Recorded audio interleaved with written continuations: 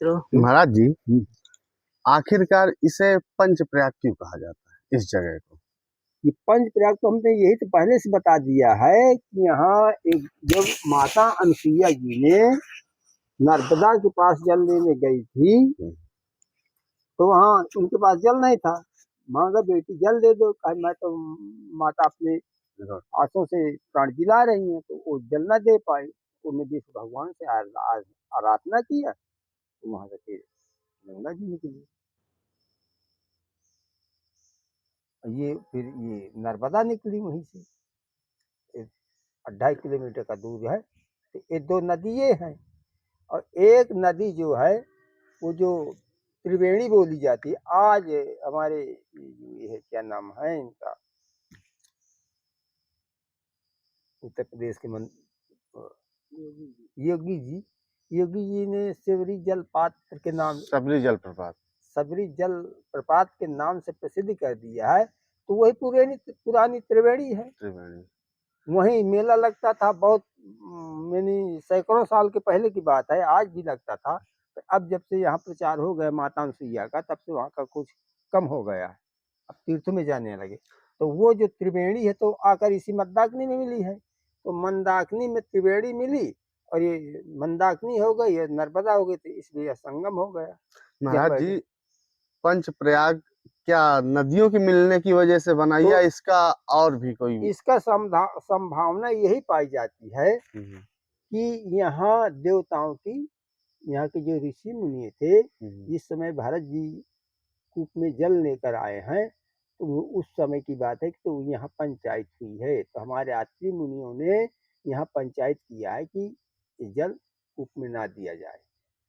अच्छा, मतलब कूप में जल डालने के लिए यहाँ पंचायत हुई है, या जब भरत जी आए थे तो यहाँ पंचायत हाँ, हुई? पंचायत हुई है ऋषि मुनियों की। अच्छा। हाँ, कूप की जल की पंचायत हुई थी। अच्छा, यहाँ पर हाँ, कूप की जल की हाँ, पंचायत हुई थी। हाँ। तो महाराज जी, वो तो भरतकूप में वो कुआं बहुत दूर है, तो फिर कैसे हुआ होगा? तो या फिर कोई ऐसी इसी जंगल में कोई कुआं हाँ, है? इसी जंगल में भंवरा के किनारे कुआं था कोई, उसी में डाला गया है जल।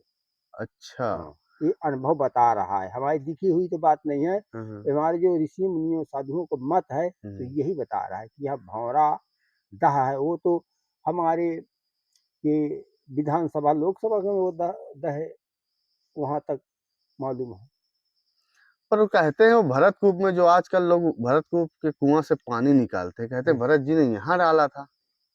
यही तो हमें भी भ्रम हो रहा है कि जब इनका स्थान यहाँ है माता अनसुईया में, तो वहां जल कैसे ले गए। तो हमें संबोधित होता है कि यहीं कहीं कुआं भंवरा दाह के पास से था, वहीं बनाया गया। आज भी यहाँ वो कुआं है? आज भी है, चालू हालत में है? चालू हालत में है। लोग उसका पानी पीते हैं? वो जंगल में है। अच्छा। हाँ, तो जंगल में पानी है और आश्रम बना गया है वहाँ, वहीं पे है। अच्छा, तो यहाँ पर ऋषि मुनियों की बैठक हुई थी जल डालने के लिए। पंचायत में ये कोई ये नहीं कि मानो वहाँ जल डालने की है। ये ऋषियों मुनियों की पंचायत हुई है। अच्छा। और यहाँ के जो आत्रि मुनि यहाँ के मेन थे और ऋषि मुनि थे, तो उनकी यहाँ बैठक पंचायत हुई है। अच्छा, इसलिए पंचप्रयाग नाम से बोला जाता है। तब से पंचप्रयाग नाम से बोला जाता है। ये पूर्वजों को हमारे कहना है, मत है। अच्छा, यहाँ 5 नदियां हैं। यहाँ ऋषियों ने बैठक की थी पंचप्रयाग में, तब से ही पंचप्रयाग नाम तब से पड़ा है। तब हमारे पीर देवरा बाबा ने इस स्थान को चुना और यहाँ भजन किया। हाँ, देवरा बाबा तो चाहते तो कहीं पे भी बैठ जाते, उनके लिए तो उनके सामने तो प्रधानमंत्री भी झुकते थे, इसलिए उन्होंने इस जगह को चुना था। अच्छा, अब आकर अपने यहाँ तपस्या किया है। महाराज जी, बाढ़ तो यहाँ आ जाती होगी जब बाढ़ तो फुल हो जाता। अभी अभी जब आई है आंखों बाढ़, कब है, तो यहाँ पानी पूरा बरगते और ऊपर बराबर हो गया। तो ये आश्रम आपका डूब जाता होगा फिर तो? नहीं, ऊपर तक सन 3 में आया था, तो आश्रम से 5 फीट ऊपर पानी चढ़ गया था यहाँ। जब जिस समय सन 3 में आई है बाढ़, उस समय से फिर आंसू बाढ़ आई है, नहीं तब तक आज 22-23 साल बाढ़ नहीं। अच्छा महाराज जी, आपको नहीं लगता कि आप जिस प्रकार से बैठते हैं, आकार प्रकार हूबहू देख करके ऐसा लगता है कि देवराहा बाबा भी ऐसे ही बैठा करते थे? ऐसे उनके हाथ चलते थे, ऐसे वो मस्तक पे अपनी एक उँगली ले जाते थे। हमने बहुत बार वीडियो देखे। जी। तो आप में और देवराहा बाबा में क्या फ़र्क है? अब देखिए तो हमारे बाबा गुरु हैं, उनमें अच्छा। हमें धरती आसमान का फ़र्क है। हम उनकी तौड़ को कहीं पहुँच सकते हैं, कहीं चींटा हाथी के बराबर हो सकता है। हाँ, लेकिन तरीका ऐसा लगता है कि कभी-कभी देव पुरुष ऐसे ही आके बैठ जाते हैं सामने किसी भी रूप में और ज्ञान दे जाते हैं। अभी देखो आप बैठे हुए हो, ऐसे ही देवराहा बाबा करते रहते हैं। मैंने बहुत सारे वीडियो देखे हैं। तो उनके सामने हम कुछ नहीं हैं, न उनकी तुलना हो सकती है कभी। हाँ, नहीं हो सकती। महाराज जी, पंच प्रयाग में हम एक बार आए, हुँ, तो हम लोग दूसरी जगह चले गए। हुँ, हमें वहां पर मचान नहीं मिली। हुँ, फिर लोगों ने कहा कि वहां पंच प्रयाग में मचान है। हुँ, आज हम आए, उसी रास्ते से आए, लेकिन हम इधर को घुस आए। दो हुँ। रास्ता उधर से फूटी, लेकिन हम घुस इधर आए, बल्कि एक बार आ चुके थे उधर को। वो सर एरिया तो एक क्या है। ईश्वरी वो है कि जोराहा बाबा चाहते थे कि आओ, ये है, तुम इस रास्ते पे चले आओ, यहाँ है मेरी मचान। उनकी कृपा से हम भटकते भटकते यहाँ पहुंच गए, हो भी सकता है। क्योंकि हम तो ढूंढ रहे थे। भाई ये जब आपकी आत्मा थे कि हमें पंचप्रयाग जाना है, हाँ, देवराहा बाबा के आश्रम में जाना, तो हो भी सकता है।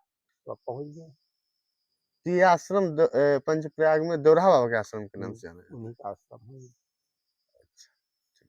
है। थे हम्म, देवराहा बाबा के बाद उनके शिष्य जो थे, उनके साथ के रहने वाले चक्रधर दास नाम था उनका, वो रहते थे यहाँ। उनके बाद से सन 80-80 से उनके सेवा में हम जुट गए हैं। अच्छा, तो आपको कितने साल हो गए यहाँ तपस्या हमें करते सन हुए? 80 से है करीब। 80 से तो लगभग 40-45 हाँ, साल हो 40 गए। साल के आसपास हो गए हैं। महाराज जी, रात में जंगल है ये तो, यहाँ पर कभी शेर एर आए हैं? शेर, चीता? शेर चीता तो 30-40 साल के आसपास में हम्म। यहाँ एकदम रहते थे, एक नहीं 4-4 अच्छा। भालू, एक एक नहीं 10-10। और उस समय का आज देखा जाएगा तो 10% जंगल बचा, 90% जंगल खत्म। अच्छा। जिस समय हम रहते थे उस समय जंगल इतना घना था, चिरौंजी कुंटलों पेड़ों तरह पड़ी थी, कोई खाने वाला नहीं था, बंदर थे। अच्छा, यहाँ चिरौंजी होती थी? बहुत तगड़ी चिरौंजी होती है अब अभी। नहीं होती? ये जैसे ये वृक्ष खड़ा हो, चिरौंजी काला काला, ये चिरौंजी का भी होती है। अच्छा, बंदर खा जाते हैं। वो है। हाँ। हम्म। तो अब महाराज जी, ये चिरौंजी के वृक्ष हैं, और इसके बाद अब हाल ही में तो अब कोई ऐसे जानवर नहीं है? अब केवल ये हिरन है हम्म। और सुअर, दो अच्छा, बचे हैं और कोई नहीं है। सुअर आते हैं? हाँ, सुअर तो है। हमला भी करते होंगे? नहीं नहीं, कुछ नहीं, वो हमला करने वाले सुअर नहीं है। अच्छा, वो वाले हैं।